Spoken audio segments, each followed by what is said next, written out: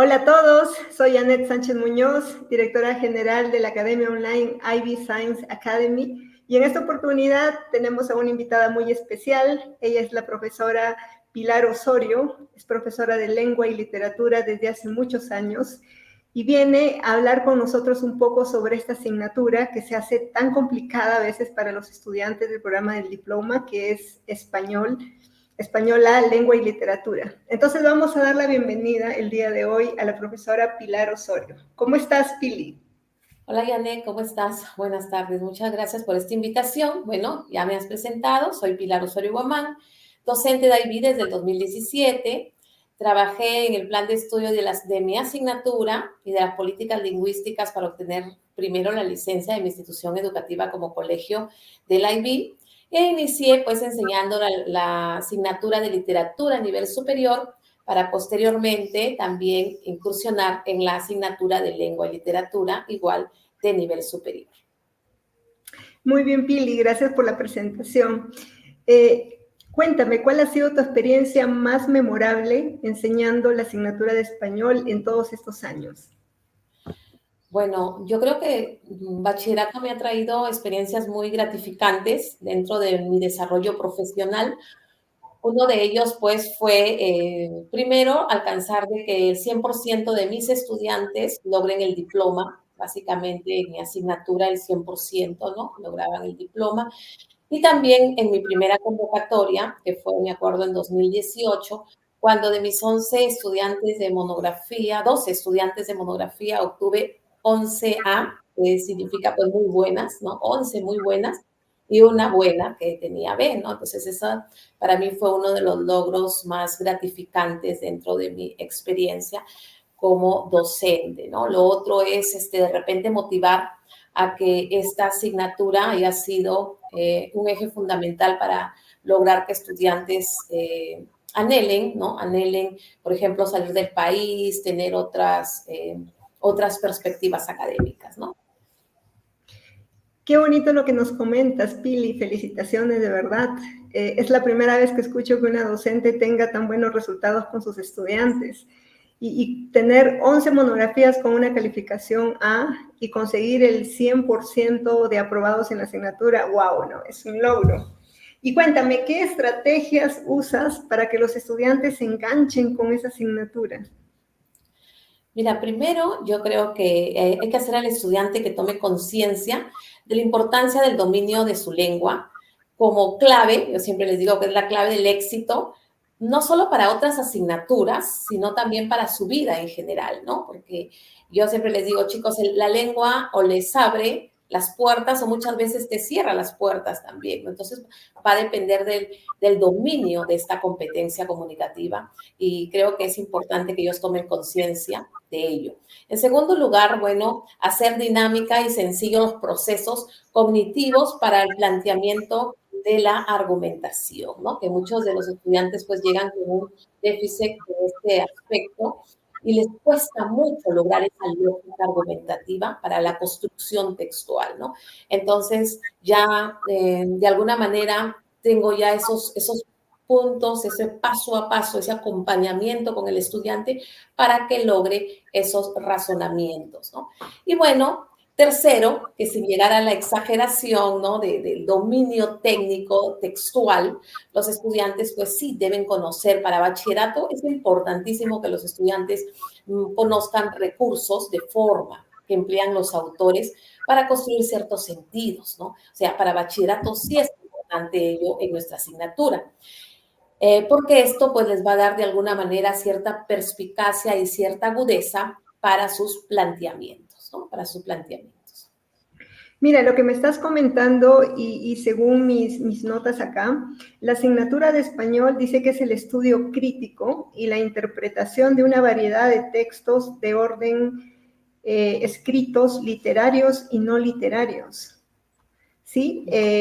Entonces el estudiante tiene que tener una gran capacidad, desarrollar habilidades de pensamiento crítico para poder interpretar estos textos, ¿no? Y ahora, en la actualidad, es complicado. Hace unos días conversaba con unos estudiantes sobre qué es lo que se les hacía más complicado en esta asignatura. Y bueno, ya vamos a hablar más adelante específicamente sobre las pruebas, pero algunos apuntaron en que lo más importante aquí es leer, tener una buena comprensión lectora para poder abordar las dos pruebas, ¿no? Definitivamente. ¿Qué nos puedes comentar acerca de eso? Así es, mira, más adelante de repente también vamos a conversar de ciertas claves, ciertos puntos específicos, pero efectivamente la lectura es fundamental en los estudiantes, ¿no? Si hay algo que se deba de recomendar es que los estudiantes deben tener ese gusto y esa base lectora.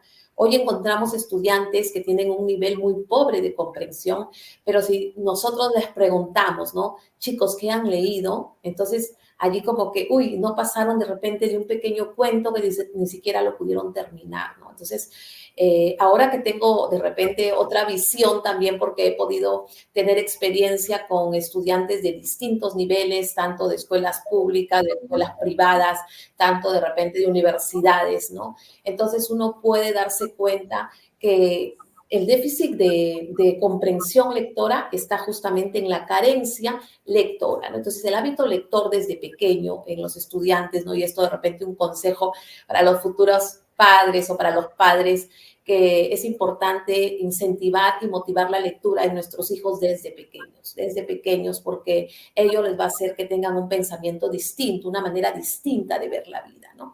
Entonces, si bien es cierto, es verdad, la asignatura de bachillerato espera que los alumnos adquieran un mayor dominio de la lengua, una fluidez, un alcance lingüístico, ¿no? Eso lo dice la misma guía, ¿no? Y que adquieran un vocabulario adecuado para analizar el texto. Y ahí es donde yo te decía que las formas son importantes. O sea, el estudiante debe conocer cuáles son esas estrategias, esos recursos que utilizan los autores para construir sentido. Eso le va a dar otra mirada a los textos, ¿no?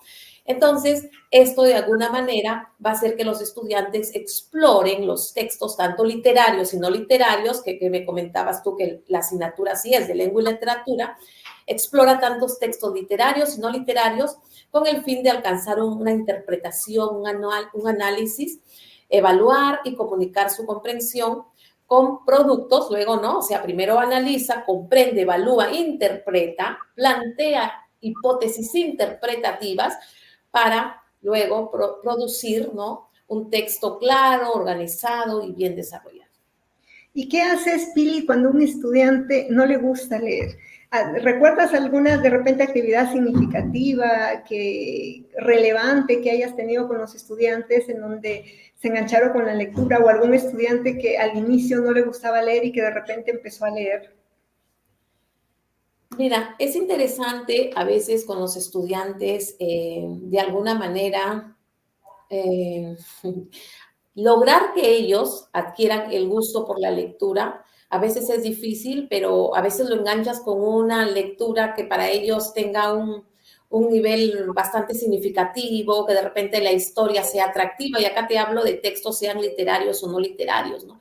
El estudiante a veces encuentra el gusto más por lo literario, a veces encuentra el gusto más por lo no literario, pero es poco a poco al estudiante pues hacerlo que se dé cuenta de la importancia de la lectura. Yo tengo muchas experiencias con algunos estudiantes que me decían, profesora, yo he estado acostumbrado a un tipo de preguntas en la escuela, pero cuando he llegado a su clase, pues me di cuenta que las preguntas que usted nos presenta, nos plantea, son preguntas que nos hacen pensar y nos rompen el cerebro, me decían, ¿no? Así, nos crea conflicto en el cerebro porque de repente no estamos acostumbrados a procesar o a responder preguntas un poco más de nivel inferencial y de nivel crítico, y a veces solamente hay muchos estudiantes que llegan con una base a bachillerato de preguntas con nivel literal, ¿no? Y entonces esa exigencia, yo creo que ahí por allí está más mi estrategia con los chicos, es la exigencia de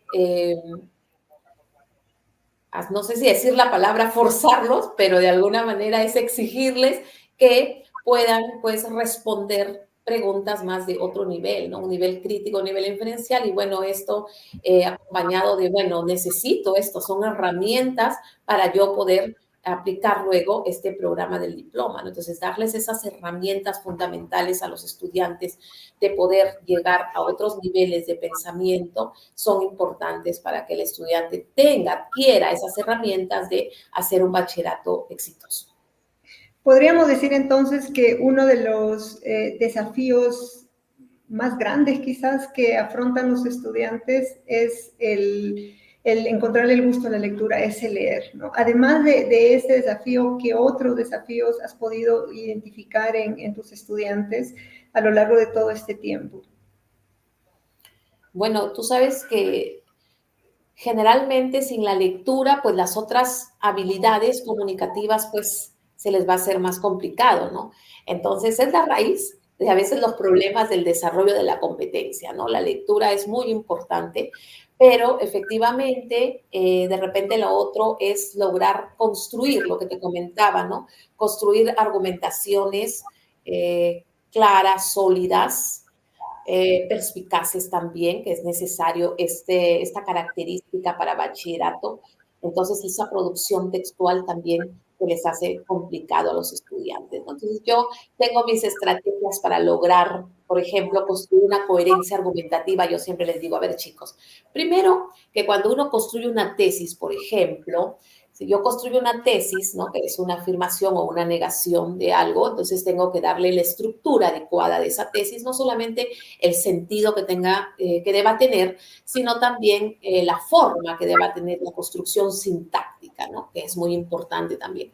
Pero luego yo les digo, ahora vamos a construir la subtesis o los argumentos. Entonces los estudiantes por ahí ya se disparan y a veces no está esa lógica de esta es la tesis, entonces yo tengo que construir 3 argumentos, ¿no? Porque nosotros trabajamos básicamente con 2 o 3 argumentos, 4 en algunos casos, pero vamos a ponerle 3, que es un promedio, ¿no? 3 argumentos que respondan a por qué doy esa afirmación, por qué digo esto, ¿no? Entonces, cuando ellos lo construyen, yo les digo, pero mira, vamos a encontrar la lógica.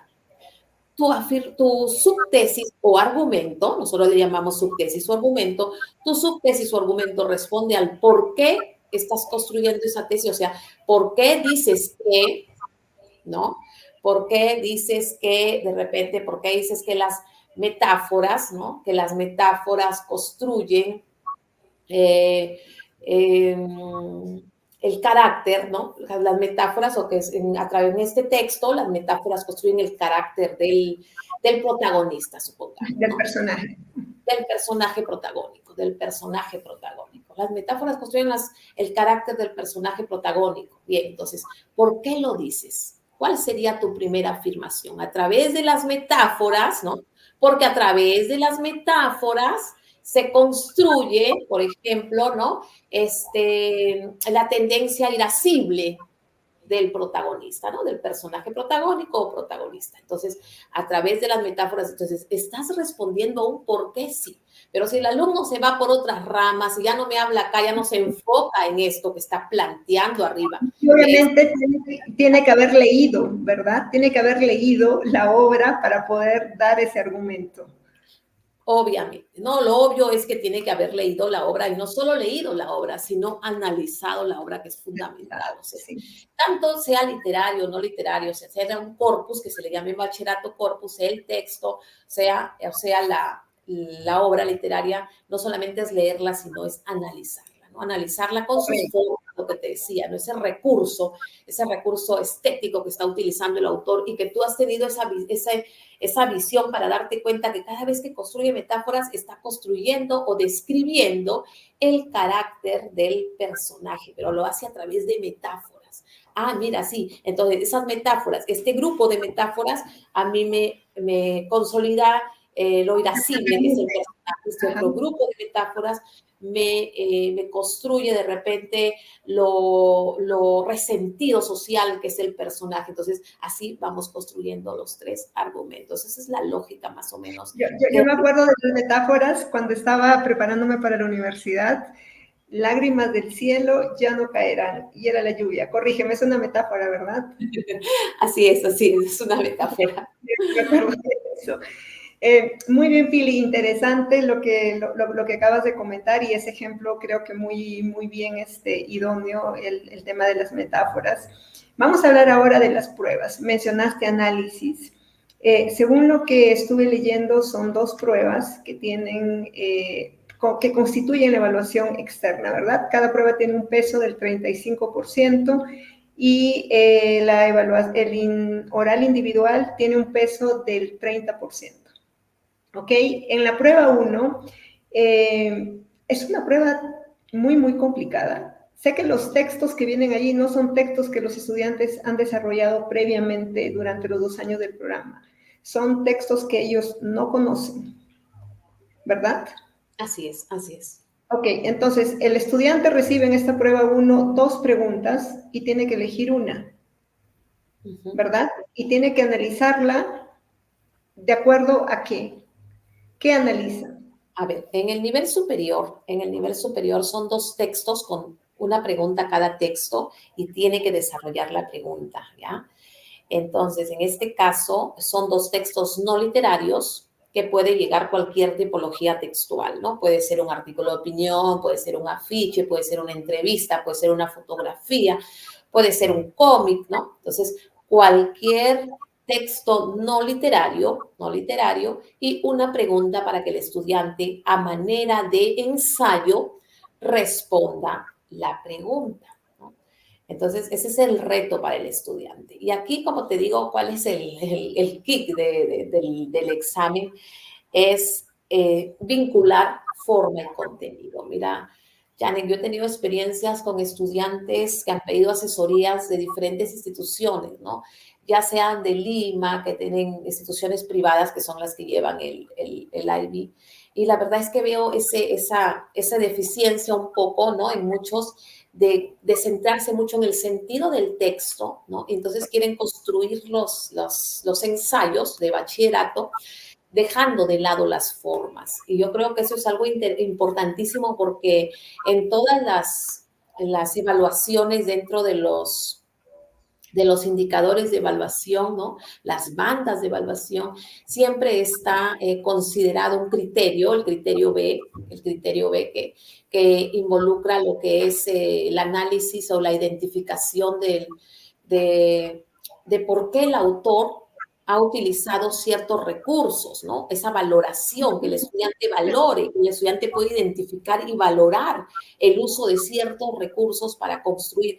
Y normalmente las preguntas están orientadas por allí, ¿no? Porque en prueba 1 las preguntas son más o menos así como ¿qué recursos son los más efectivos para que el autor logre su intención comunicativa en este texto? Entonces tienes que buscar recursos, ¿no? Entonces las formas son importantes en bachillerato. En mi asignatura es importantísimo. Yo te decía, no se va a volver un especialista de repente en fotografía, pero sí necesita conocer algunos recursos, como por ejemplo puede encontrar el sentido de la forma de la luz, de repente de los ángulos, de las cámaras, ¿no? Entonces eso también comunican los colores, no solo es el personaje y lo que está haciendo el personaje, sino también hay otros elementos que comunican en una fotografía, en un afiche, ¿no? En un afiche las líneas, los colores, de repente la ubicación, la distribución de los elementos del afiche, todo ello. Mira, entonces el estudiante tiene que volverse muy observador también, ¿verdad? En el caso, si se trata del afiche, cada parte del afiche, como tú dices, cada sombra, cada ángulo representa algo que la persona que hizo el afiche quiere dar a conocer a los demás a través de esas formas. Claro. Ok. Eso entonces es lo que corresponde a prueba 1. En la prueba 2 tenemos una pregunta que tienen que contestar como ensayo, un ensayo comparativo, ¿verdad? Ajá, aquí sí, el estudiante elige 2 de las obras literarias, ¿no? Son recomendables que sean 2 de las obras literarias del plan de estudio. La prueba 2 sí enfoca hacia lo literario, ¿no? Y de los textos, que son 6 en nivel superior, 6 textos literarios, él tiene que elegir 2 de los textos que no hayan sido utilizados ni en el ensayo, ni en el producto del ensayo, ni tampoco tiene que haberlos utilizado en el oral individual, ¿no? Entonces, tienen que ser 2 textos y hacer una comparación. Nosotros, un ensayo comparativo, te da 3 preguntas que son bastante generales y de esas 3 preguntas tú eliges una y construyes un ensayo comparativo, ¿no? Haciendo, obviamente, una analogía, un parangón entre el texto 1 y el texto 2, ¿no? Entonces, Eso eso es en el nivel medio, ¿verdad? Las 3 preguntas. ¿Y en el nivel superior? igual, en el nivel superior, 3 preguntas, así es. Ok. Los estudiantes me comentan que lo complicado de la prueba 2 suele ser que a veces no entienden la pregunta.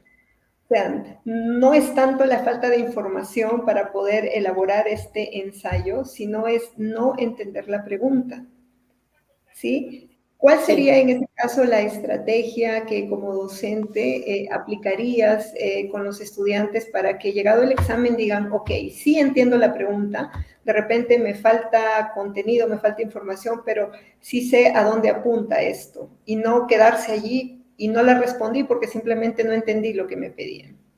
Uh-huh. Bueno, sí, ese es un primer paso que nosotros hacemos y le recomendamos a los estudiantes, es que antes de elaborar una planificación, porque creo que también no es escribir de frente, ya sabemos, cuando se produce un texto siempre tiene que haber una planificación previa, pero antes de esa planificación es importante leer bien y entender la pregunta. Ahora, ¿cómo hacemos para que el estudiante entienda la pregunta? La estrategia que nosotros hacemos es tener una relación de preguntas que ya han venido en los diferentes exámenes y ver la posibilidad de, primero, hacer ejercicios donde el estudiante dice, ¿qué te piden acá? ¿Qué tienes que hacer acá? ¿No? Entonces, el estudiante va a poder decirnos, ¿no? Explicarnos, y ese ejercicio constante va a hacer que los estudiantes lleguen mejor preparados a entender una pregunta que, bueno, si en ese momento recién ven una pregunta más de las pocas que han trabajado. En cambio, así, cuando nosotros tenemos una relación de preguntas y vamos distribuyendo, a ver, trata de analizar, pero ¿qué te piden acá? Porque es verdad, muchos de ellos terminan respondiendo algo que no Que no, preguntan, y igual en la prueba 1, no solo en la prueba 2. Es importante que el estudiante comprenda y que apunte y que vea que efectivamente al final del ensayo ha respondido la pregunta, que es fundamental en el criterio 1, ¿no? Dar respuesta a la pregunta. ¿y qué consejos les darías a los estudiantes de quinto de secundaria o grado 11 en algunos colegios que van a dar sus exámenes en esta convocatoria de noviembre? ¿Qué consejo les darías para prepararse para estas 2 pruebas? Bueno, primero que elijan sus textos ya, que los lleven elegidos. ¿No? Entonces, no es que tengo que, bueno, he leído todos, de hecho, hay que leer todos los textos que involucren el plan de estudio, hay que leerlos a conciencia, pero luego hay que, digamos, especializarnos, profundizar en 2 de ellos, ¿no? Porque si yo tengo que llevar bien claro con cuáles de mis 2 textos voy a trabajar. Nosotros recomendamos, ¿no? Particularmente yo les recomiendo a mis estudiantes que no es obligatorio, pero es preferible que lleven 2 textos del mismo género literario. Esa es una recomendación que yo les doy a mis estudiantes, ¿no? O sea, si yo de mi plan de estudio de las 6 tengo 2 o 3 novelas, de las 3 novelas me quedo con 2 novelas, ¿no? Entonces, si tengo narrativa, cojo 2 textos narrativos, ¿no? Si tengo 2 textos líricos o 3 textos líricos, de los textos líricos cojo 2. Me parece que es un poquito más complejo si me quiero ir a buscar la comparación entre un texto lírico y un texto narrativo, o un texto teatral y un texto lírico, ¿no? Entonces, es preferible que cojan 2, porque de hecho va a haber una repetición de géneros literarios, que escojan 2 obras del mismo género literario, y eso les va a ayudar a desarrollar un mejor examen. Perfecto, Pili. Eso sería como un tip, ¿verdad? Para que tengan en cuenta los chicos. Escuchen. ¿Y qué consejo les darías a los chicos que recién están llevando la asignatura, los que están en 4º año de secundaria? Bueno, para los chicos que están en 4º de secundaria, primero, leer bien, leer los textos que conforman el plan de estudio. Vamos a empezar, entonces tenemos un plan de estudio, nos van a presentar un plan de estudio, entonces empezar a ganar tiempo leyendo las obras que forman parte de este plan, ¿no? Entonces hay que ganar tiempo, no hay que esperar que se diga, vamos a trabajar esto, porque el plan de estudio está hecho con antelación.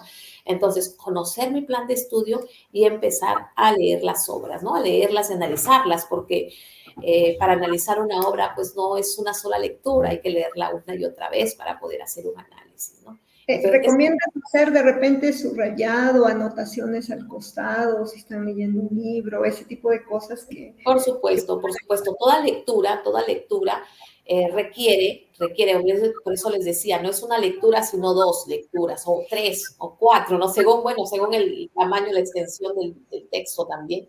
Pero sí es necesario que lo leamos más de una vez para hacer un análisis, porque una lectura exploratoria, que es una primera lectura, no es una lectura analítica aún. La lectura analítica ya requiere una segunda, una tercera vez, y aquí es donde yo subrayo, yo hago mis anotaciones en los márgenes de los libros, de los textos que tenga que trabajar. Entonces es muy importante subrayar, hacer anotaciones, generarse preguntas, cuestionarse, identificar algunos recursos, identificar algunas ideas, algunas palabras que me llaman la atención. Entonces, esa es una lectura analítica y se necesita una lectura analítica para bachillerato. Ok. Y durante, o sea, los chicos tienen que leer ¿cuántas obras durante los 2 años? ¿4 como mínimo? Son 6 obras que se leen en el plan de estudio a nivel superior. ¿Y son obras extensas? Ya eso depende de la elección que hizo la institución educativa, el docente, ¿no? Normalmente nos recomiendan no ponerles obras muy extensas, ¿no? Nosotros variamos, ahí se varían, algunas les tocarán más Pero extensas. son obras sugeridas por la Organización de Bachillerato Internacional y de ahí ustedes seleccionan, ¿verdad? Sí, Las 6. sí, así es, así es. Ah, Hay una perfecto. lista de obras. Pili, nos has hablado de estrategias que tú usas. Además de esas estrategias y de esos tips por ahí, ¿tienes algunos otros tips para que los chicos tengan en cuenta? Así es, así es. A ver, ¿qué pueden tener los chicos como tips para sus exámenes, para llevar un buen bachillerato, ¿no?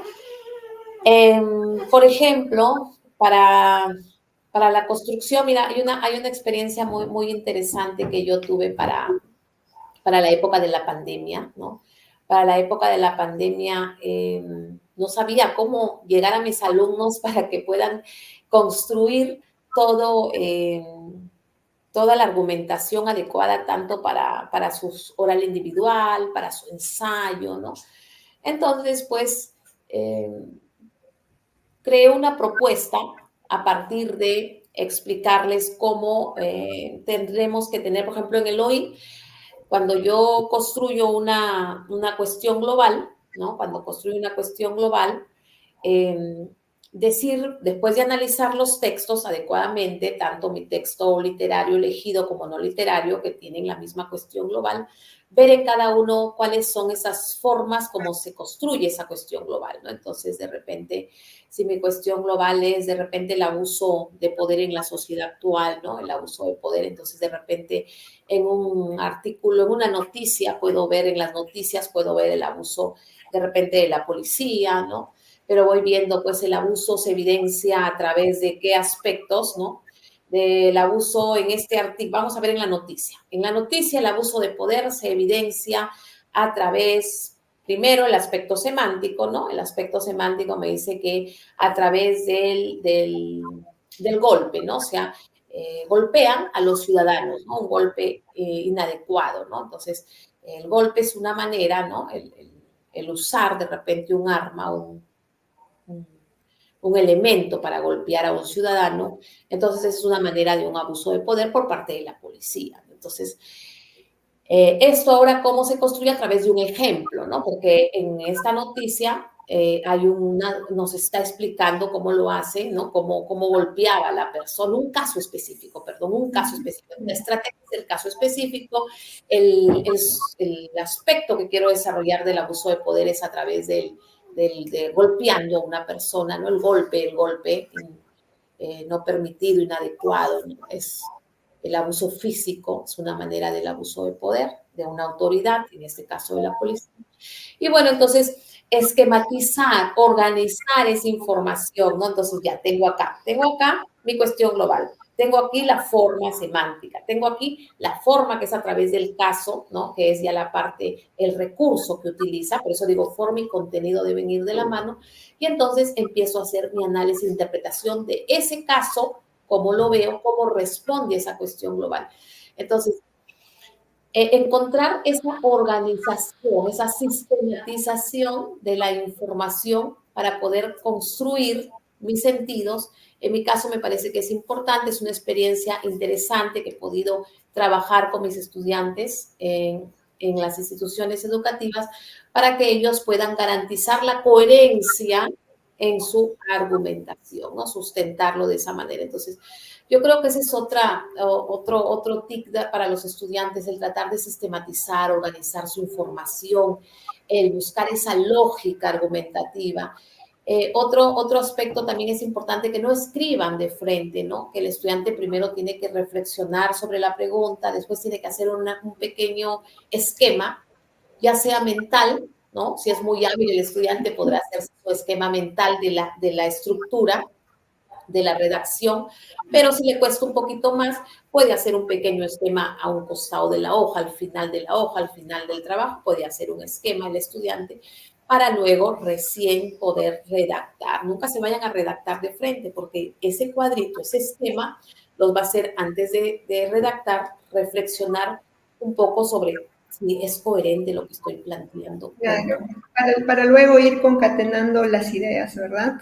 Así ¿Qué es. haces? ¿Qué haces? Mientras hablabas, me acordaba de varios estudiantes que tenían su oral individual, tenían la grabación y de repente tenían dolor de cabeza, tenían dolor de barriga, se ponían nerviosos y al siguiente día cuando les preguntaba, no lo habían podido hacer porque llegado el momento entraron en una crisis de nervios. ¿Te ha pasado con estudiantes así? ¿Qué has hecho en ese caso?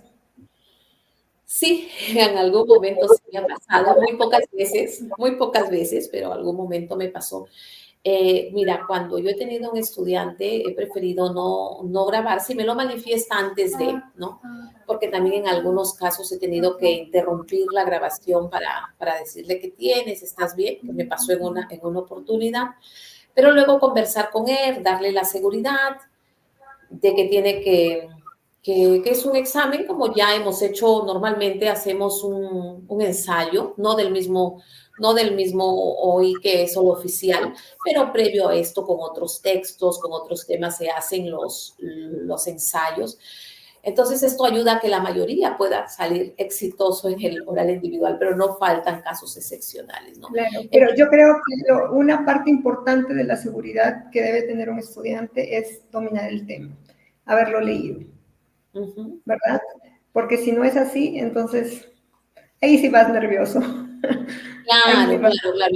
En este caso, los horarios individuales están preparados con anticipación por el estudiante. O sea, el estudiante hoy en día, para esta convocatoria que empiezan, las primeras evaluaciones empezaron desde el 2021, los estudiantes preparan su hoy, ellos eligen sus textos, ellos hacen su análisis, ¿no? Y ellos lo hacen con bastante anticipación. Entonces, y también las grabaciones, el cronograma de grabación se anuncia pues con también como mínimo 2 semanas o una semana obviamente a la grabación están preparados, ya, chicos, vamos a grabar, entonces ya se les avisa con antelación, ¿no? Es difícil estos casos, pero se dan. Y como te digo, pues conversar con ellos, darle la seguridad, mejor mandarlos a que descansen, reposen y que luego cambiarles la fecha. A veces es mejor para que ellos lleguen más tranquilos.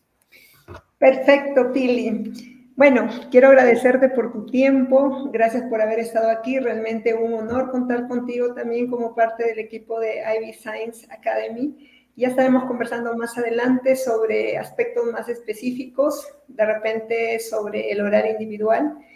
Y pues nada, un abrazo grande. Estás en Lambayeque ahorita, ¿verdad? En Chiclayo. Así es.